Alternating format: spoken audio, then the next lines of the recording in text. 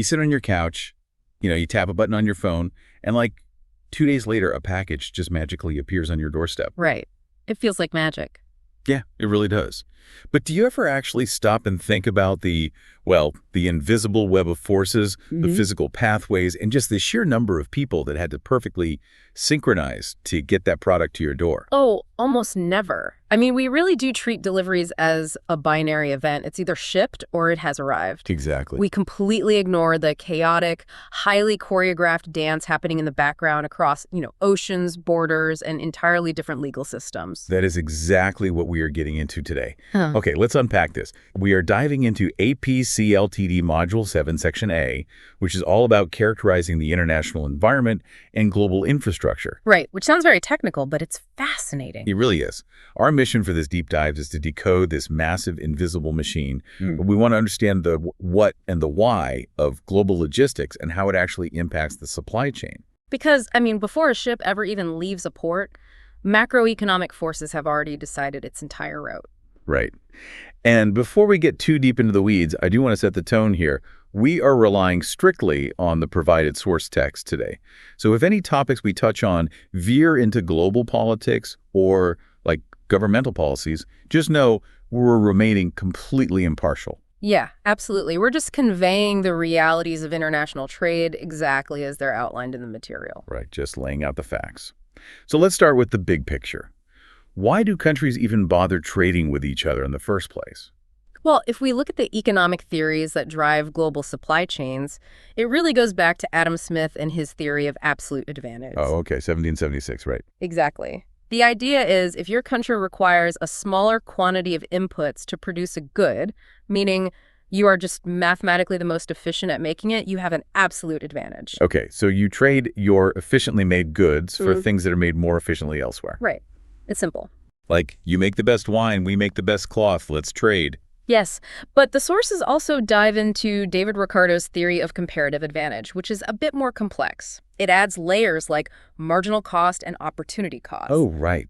I like to think of it this way.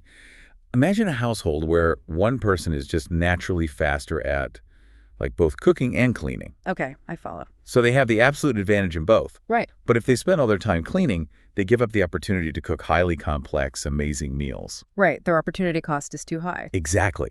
So to maximize their total net benefit, they still divide the chores. They assign the cleaning to the other person, even if that person is technically slower at it, because the opportunity cost of not cooking those great meals is just way too high. That is a perfect analogy. And to map that directly to global trade, think of the cooking in your example as like high-value technology manufacturing and the cleaning as basic textile production. Wow. Investing in the production of items with a higher marginal cost than another region limits your available investment in things that would be, well, vastly more profitable. So if a country can build microchips incredibly efficiently. Right.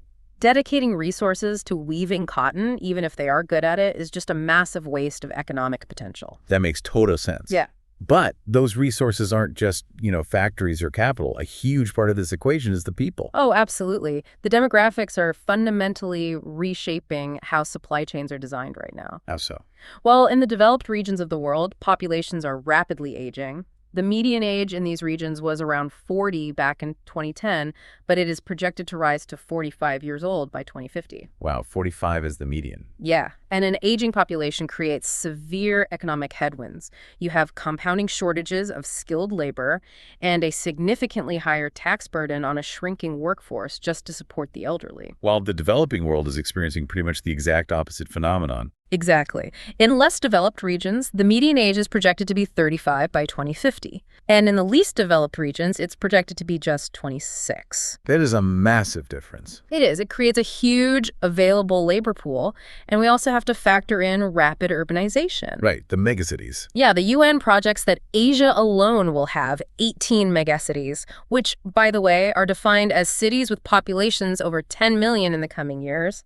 What's fascinating here is how countries with these massive populations, specifically India and China, aren't just relying on having a lot of people. They're actually doing something with that advantage. Exactly. They are making massive calculated investments in transportation, education, and communication systems to ensure that their demographic advantage translates into a permanent economic advantage well into the future. Right, they're building the foundation. But, economic theory and labor pools only go so far. The supply chain is heavily dictated by geopolitics and sustainability too, isn't Yeah, it? heavily. Supply chains crave stability above all else. Right. From a geopolitical standpoint, that means viable law enforcement, functioning court systems, economic predictability, and, protection from terrorism. Because if a country can't provide that, The risk of locating manufacturing there just skyrockets, no matter how cheap the labor is. No one wants to build a factory in a war zone. definitely not. And on the sustainability front, Well, climate change and population growth are forcing governments to heavily regulate how trade actually happens. With a projected world population of 9 billion by 2037, countries are scrambling for solutions like ocean desalination and drought-resistant crops. so they're getting stricter. Very much so. Even seemingly small regulations like preventing the spread of invasive species via the ballast water of cargo ships strictly dictate which ports a vessel can even enter. Oh, wow. So the macroeconomic math might tell a company that it's, I don't know, 20% cheaper to manufacture in Asia and sell in Europe. The demographic demand is there. Right. But economic theory eventually has to crash into physical reality. You still have to move a 20-ton steel box across a very unpredictable ocean. And that is exactly where we run headfirst into infrastructure bottlenecks. The physical arteries of the global supply chain, waterways, ports, roads, railways, and airports, they are all incredibly vulnerable. Especially canals, right? They're like the ultimate maritime choke points. Oh, for sure. The Panama Canal is highlighted in the text as a prime example of this. Right, because normally it saves ships from having to navigate all the way around the tip of South America. But recently, historic droughts have fundamentally broken that shortcut. Yeah, the water levels dropped so low that wait times stretched up to 23 days. 23 days of just sitting there. Just sitting there. And this was especially devastating for Neo-Panamax ships. What are those exactly? Those are massive vessels engineered and built specifically to the exact maximum dimensions of the newly expanded canal locks. So they have zero wiggle room. Oh, man. So what did the Canal Authority do? Well, to conserve water, they had to implement cross-filling, which is reusing water from one lock chamber to another just to save a few daily transits. They actually dropped the total number of transits per day from 32 down to 18. Because time is money in logistics, they instituted an auction system, right? Right. To let ships jump the line. Yes, and organizations were collectively paying hundreds of millions of dollars at auction just to bypass the wait. Hundreds of millions. That is insane. It sounds insane, but think about it. When your factory floor in Ohio is about to shut down completely because it doesn't have components, paying a $2 million premium to get your ship through the canal is suddenly the cheapest option available. Oh, wow. Yeah, when you put it like that, it makes total sense. And then you have the Suez Canal, which handles massive traffic from the Persian Gulf to Europe. Right. The text mentions the 2021 grounding of the Ever Given. I think everyone remembers those pictures on the news. Oh, yeah, the excavator trying to dig it out. Yeah, that was a container ship carrying 20,000 TEUs, which stands for 20-foot equivalent units, basically your standard cargo container. It completely halted traffic for 6 days. And a 20,000 TEU ship getting stuck creates a devastating domino effect. Because everyone else is just stuck behind it. Exactly. Every single day the canal is blocked, billions of dollars of global trade just stack up. And then, when the blockage finally clears, all those delayed ships arrive at their destination ports at the exact same time. Oh, right, which just completely overwhelms the local infrastructure there. Completely. It paralyzes the destination ports. Which explains why ports are in a literal arms race right now to upgrade. Here's where it gets really interesting. A traditional port berth can move about 78 to 130 containers per hour, right? Right. Which sounds fast, but... But when a megaship drops off thousands of containers at once, that's just not fast enough. The text actually mentions the port of Rotterdam building artificial land out into the ocean just to create terminals deep enough to handle these megaships. It's wild. The engineering innovations to speed up unloading are remarkable. Like in Amsterdam, they've created what are called indented berths. How do those work? Well, instead of parking a ship next to a flat dock and unloading from one side with cranes, the ship actually pulls into a U-shaped dock. Oh, like a garage? Kind of, yeah. And then the port can load and unload from both sides of the ship simultaneously. They can hit up to 300 container moves per hour, which effectively cuts the ship's port time in half. That is brilliant. And we see a similar intense specialization in the air, don't we? Yes, absolutely. Passenger airports usually have strict noise ordinances that restrict operating hours because, people living near an airport want to sleep. Right, but specialized cargo airports, usually located well outside urban centers, operate 24/7. Exactly. That's why Memphis, Tennessee is such a massive global hub for FedEx. And Hong Kong's Cheklap-Kok Airport handles over 4.2 million tons of cargo, largely because its location allows it to run around the clock. Okay, I have to pause and push back on this a bit, though. Sure, go ahead. We are talking heavily about physical ports, concrete, deeper waterways, and localized infrastructure. Yeah. But we live in the era of the Internet of Things. Right. Everything is digitized, it's tracked in the cloud, it's optimized by algorithms. Isn't this heavy, localized physical infrastructure becoming a little bit less relevant? I get why you'd think that. It seems like it should be less relevant, but the reality is the exact opposite. Really? Yeah, the Internet of Things actually demands significantly more robust local infrastructure. How so? Well, to track a physical shipment of pharmaceuticals in the cloud, you need physical temperature sensors on the containers. You need vast physical networks of fiber optic cables laid across the ocean floor to transmit that data. I didn't think about the cables. Right. And most importantly, you need a highly reliable electricity grid to power those sensors, the local cell towers, and the server farms continuously. And reliable electricity is absolutely not a given globally. But not at all. The hidden infrastructure is where supply chains frequently fracture. We're talking about utilities, sanitation, and municipal services. Right, the stuff we just take for granted. Exactly.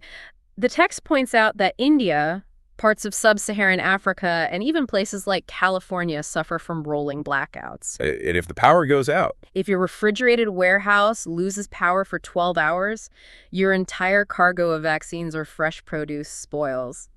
The data is gone and the product is gone. wow. You also have to deal with localized congestion tactics, which was a surprising part of the reading. Oh, yes. The text brings up this wild example from Nigeria where the city tried to fight road congestion by implementing a rule where you could only drive on odd or even days based on your license plate number. A classic attempt at traffic control. Right, but because of local corruption, people simply bought 2 sets of plates and swapped them out daily. Yeah. The policy completely failed to clear the roads for freight. It's a perfect example of how local realities trump grand policies, and that ties directly into regulatory infrastructure, too. How do you mean? Well, if you're operating in a country with a weak legal system, perhaps one with rampant intellectual property theft or corrupt customs officials, a contract dispute could take years to resolve. Oh, right. And by the time it's settled in court, the shipment you are fighting over is probably obsolete or worthless. Exactly. If I'm a massive tech company in the U.S. sending laptops to Europe, I clearly can't manage odd or even license plate corruption, local power grids, and foreign court systems from a desk in Chicago. No, you definitely can't. I need someone on the ground. Yes. Navigating that physical and legal maze is just too dangerous to do alone.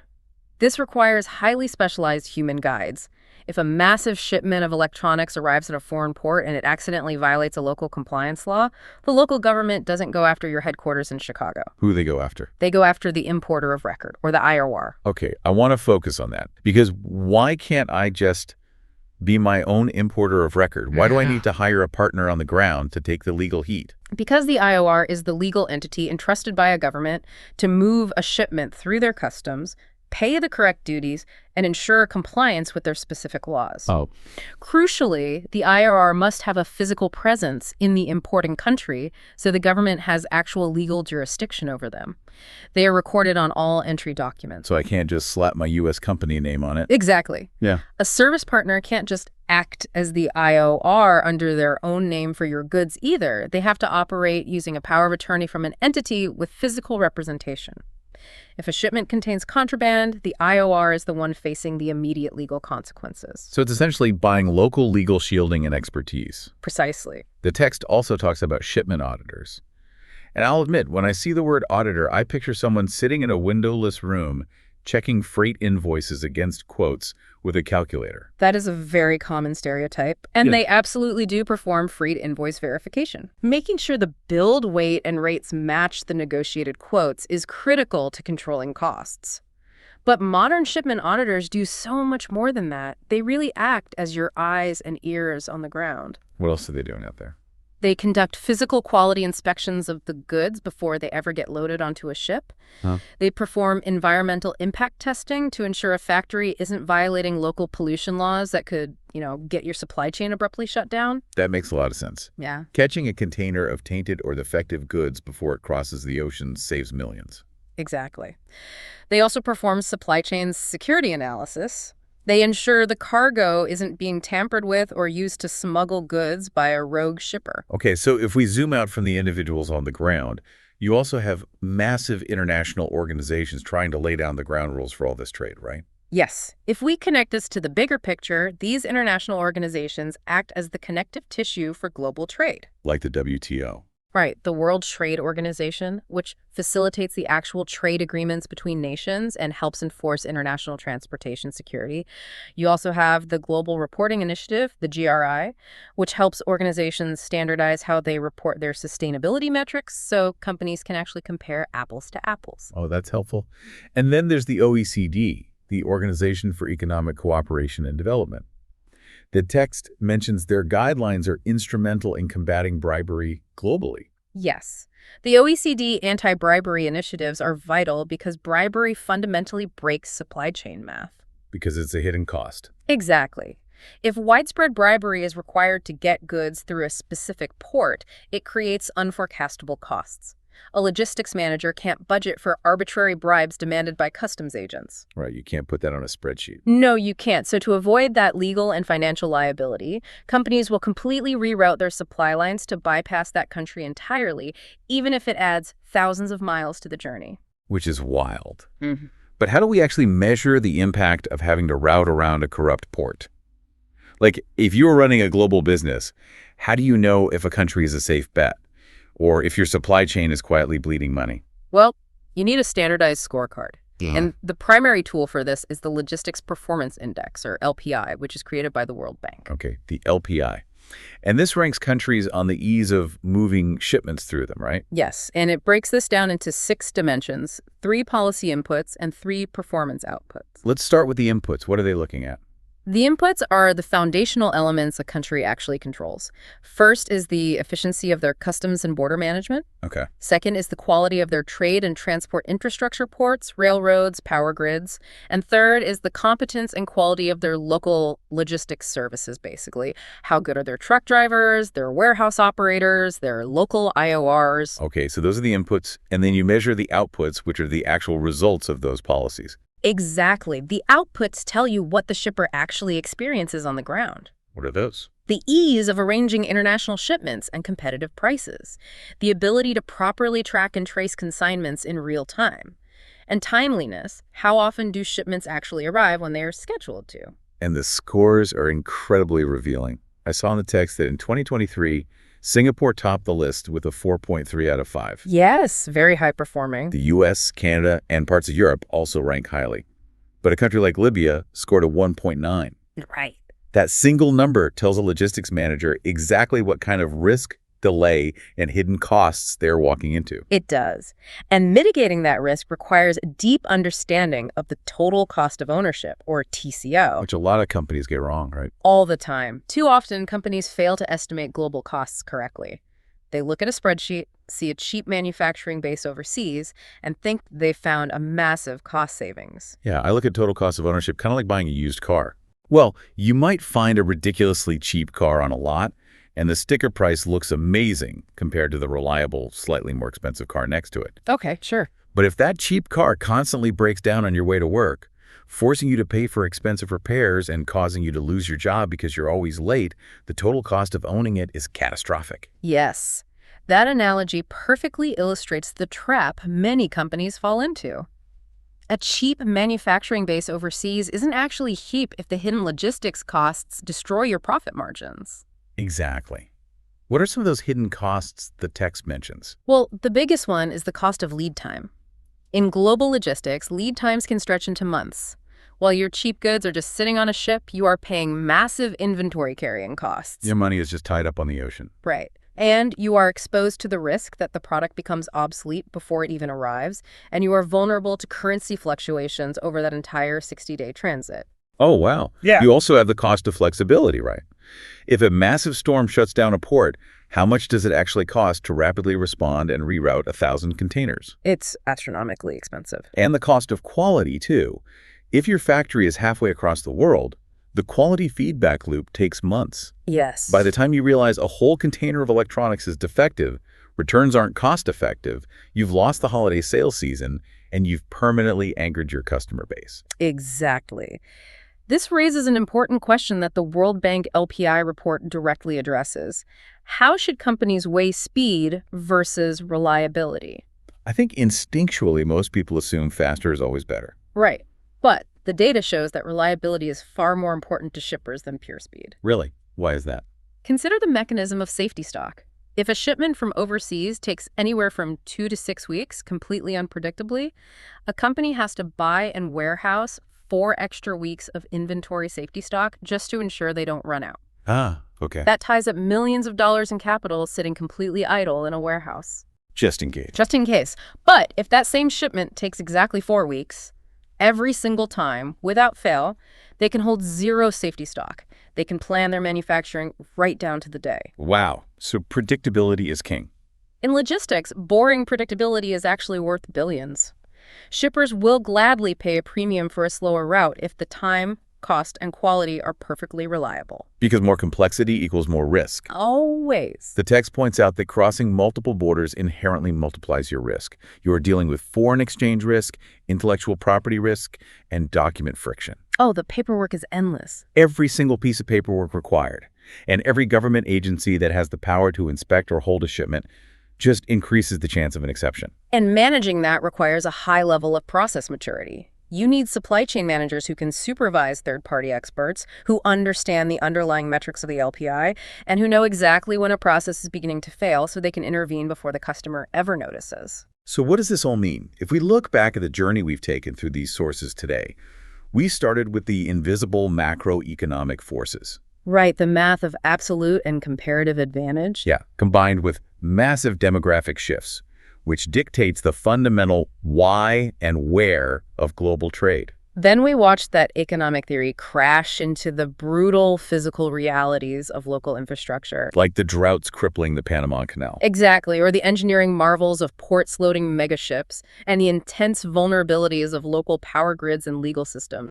We explored how global trade specialists, like the importer of record acting as a legal shield and shipment auditors acting as quality enforcers, basically serve as our guides through that physical and legal maze. And finally, we looked at how scorecards like the Logistics Performance Index and the true math of total cost of ownership allow us to measure and manage the risk of this entire messy, complex system. It really does change how you look at the world. Which leaves me with a final thought for you to mull over. We talked earlier about how global demographics are shifting rapidly, developing nations are getting younger, the labor pools are expanding, and consumer demand is moving. Yes. But at the exact same time, our physical infrastructure, the Panama Canal, the Suez Canal, these massive deep water ports, is highly fixed and increasingly vulnerable to things like climate change and blockages. It is kind of a slow-motion collision between a dynamic, shifting human population and a very rigid physical world. Exactly. So how will the global supply chain map have to physically redraw itself by 2050? Will shifting demographics and changing climates melt the ice and open up entirely new, unforeseen Arctic shipping lanes that bypass today's massive choke points altogether? It's a fascinating possibility. The map we rely on today might not even exist in 20 years. It's definitely something to think about the next time you tap that buy button and wait for the magic to happen. Thank you for taking this deep dive with us, and keep questioning the invisible network that is operating all around you.